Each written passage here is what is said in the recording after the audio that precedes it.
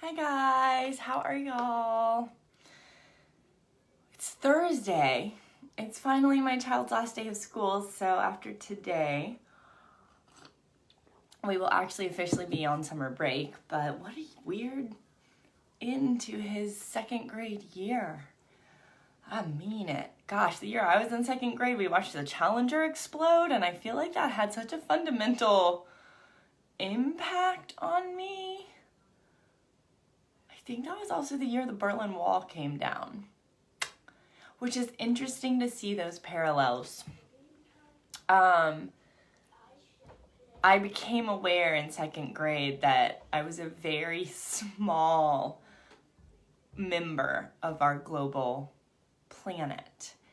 And so, gosh, I remember Miss Ruth Bailey, my second grade teacher, and she brought in a piece of the Berlin Wall for us to feel. And then there was the day we were all supposed to watch the Challenger with the first school teacher take off, and it exploded. And there was this profound understanding for me. Good morning, Desiree. I love you. That so much is possible in terms of changing the world, and also there's so much out of our control. And that was kind of what I grappled with my second grade year. And I feel like my child is facing the same things in different ways given what's going on in our world currently.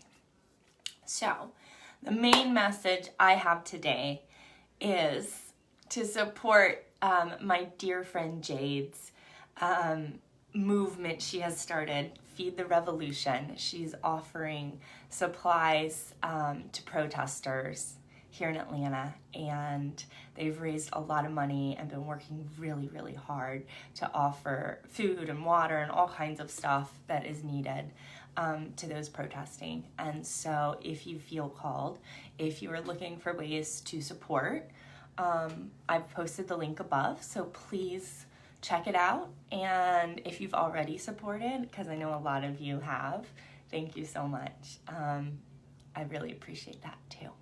So there are so many ways we can help. And one of the things I shared about Desiree, I love you, yesterday, and her work. And the thing I love the most about how she works and what she does is that she really does align with love, with a really high frequency of love, agape, which she has named her. She runs a business that she named that years and years ago. So this isn't a new thing. I think there's a lot of people, it's great to see a lot of people waking up to what is going on in the world. And usually at first people move through some stages, understandably, of like outrage and anger, and we should be outraged and we should be angry. Thank you, Brandy, you will donate. Thank you. Thank you. I'd love to see how much we can gather to literally feed the revolution. Like, what a great name is that? And it ties in with what is happening astrologically now too, which I also am going to talk about. This concept of feeding the revolution. That's what we're here to do right now. And what I love is that Desiree creates a space for all the outrage, but also holds a very high frequency of love, which is needed, because otherwise we get polarized and we get spread apart. And she was sharing yesterday in her Social Matters group, which I shared the link to yesterday, and I can share it again today as well, that it was just so brilliant. She was like, let's be done with the word allies. Like, we are co-creators. And that's what we're here to do. And a lot of people are like, oh my God, can you believe what's happening in the world? And there's this meme going around astrologically, and it says, the last time Saturn was in Aquarius, like, this happened. Like, the Rodney King riots happened. And the last time Pluto was in Capricorn, this happened. And the last time Neptune was in Pisces, Rome fell. So Pluto was in Capricorn during the American Revolution.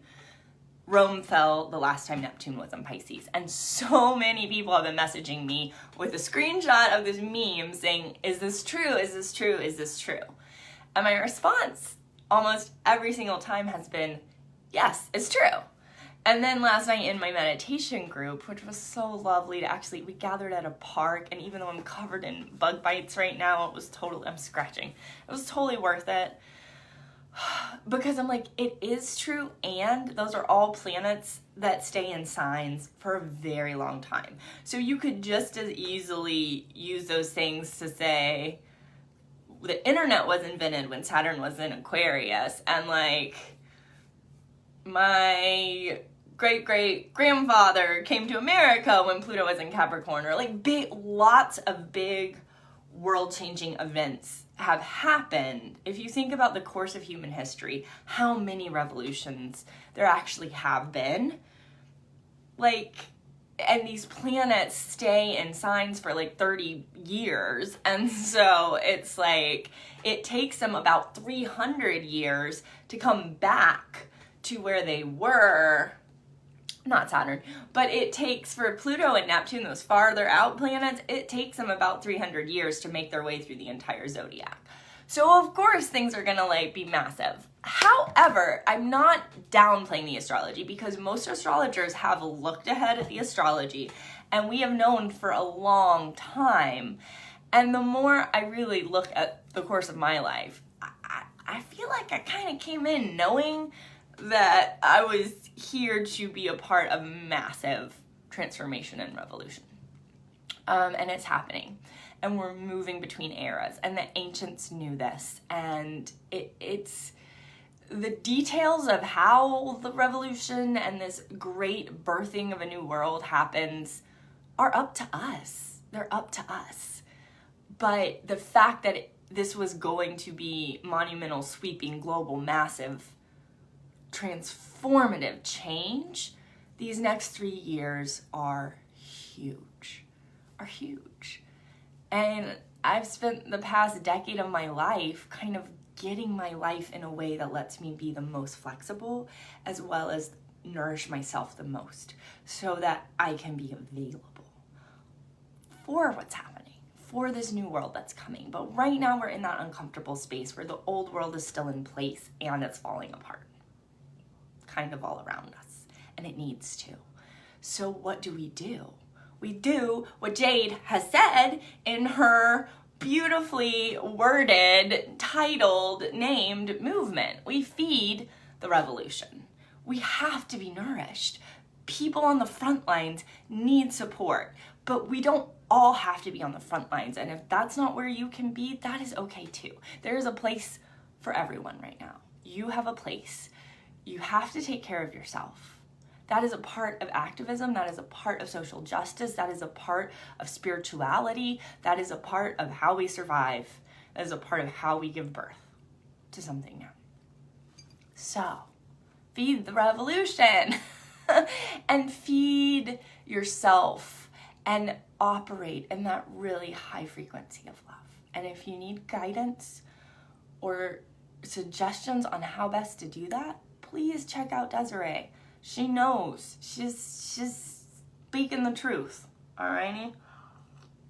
And there's tons of other people I could share, but Desiree's my best friend, so I gotta hype her up. Plus, I know her. I know her energy. I know how transformational she is. If there is anyone I will recommend that you learn from or work with, it's Desiree.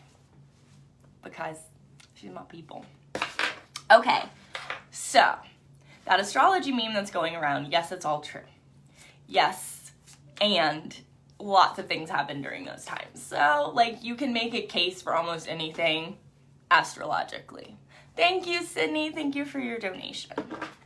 I wanted to pull a card for us today in line with this theme of feeding the revolution. How can we best show up right now? And I'm going to pull from my archetype deck. I know I usually save this one for the weekends, but it's a special day. So what archetype can those of us watching this today best embody in order to feed the revolution? Because it's happening. It's happening regardless. You can resist it, you can fight it, you can freak out about it. It's still going to be happening.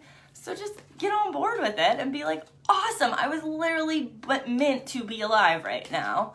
I was meant to live. I have something unique to offer the world at this moment in time. We all have a role to play in birthing a new world. What does that look like for me? And what archetype do I need to work with today to invite out more of how I feed the revolution? Oh my God, y'all, we got the seed. Oh, and this always makes me think of seed to star, which I literally got tattooed on me. Seed to star. Okay, so we have the seed, and it looks like a sweet little pearl. I'm going to read what the seed is about. The seed. Oh, there it is. Oh, it comes right before the stone, which is really relevant if y'all know my Laura and her stone wisdom and magic. Okay, the seed. Here we go. The beginning, the origin, the pearl. Beginnings come in many forms. They are not always a beautiful seed placed intentionally in nourishing soil. Y'all, I can't even plan this. How perfect is this for what we're talking about? Origin stories, like any birth story, are complex, surprising, multi-layered, and usually reveal a central image or detail that represents the fully formed being. Simply stated, the end is present in the beginning, or the entire oak tree resides within the acorn. Like I said, we came in seeded for the world we are birthing. What is it that's unfolding in you right now? Whether you follow the imaginal theory or not, know that when this card appears, there is potent generative energy all around. It stirs your very insides and usually results in an antsy, impatient feeling. Pay particular attention to what agitates you, as it is a sure sign of growth to come. You are bumping up against a growth edge. It is from the grit that the pearl eventually comes to be. All right, that's that. We know what's up, right? I don't have much more to say. Go check out Feed the Revolution. Desiree, you are so awesome. You are doing the big work. We're all doing big work. I get that. But you are here to lead right now. Trust your triggers. Yes, we're getting triggered right now. Don't shy away from that. Go into it. And Desiree has created a space that is held in love where we can go into those triggers. So let's go there. Let's grow. Let's be done with the whitewashing and the politeness and we can be kind, but there are ways, especially us white people, choke ourselves with being overly polite. This is really uncomfortable right now. I'm gonna go over here. I think she got a little upset. No, fuck that shit, okay? All right, we can do this, y'all. We can work through this and we can all be co-creators. Thank you, Desiree. In the world we're creating, healing lies there every time. Yes, there is the potential for so much growth and healing and true expansion if we can move through the triggers, if we can move in, if we can let ourselves be triggered. Exactly. So, can we do that, y'all? We can. We're doing it, but we gotta keep doing it because it's gonna be uncomfortable. It's gonna be uncomfortable and you're gonna second guess yourself and you're gonna feel nervous and scared and not sure. Guess what? That's life. We gotta go there because there's something on the other side of it that we will never get to and we don't go through the really uncomfortable parts. And isn't it worth it? Isn't it worth it? I would rather withstand the uncomfort. I would rather be triggered and trigger someone else and work through that and get to that other side than not, right? Thank you. Desiree, that was huge yesterday. I was like, whoa, fuck yes. Fuck yes. Feed the revolution. Y'all already got a domain? Fuck, y'all move fast. Man, Desiree, Jade, y'all they just make it happen. They literally just, okay, let's go, people. Like, what are you waiting for? Here's how we do this. Come on. Send me your money. Come on and join us, okay? Feed the revolution. That's what I got today.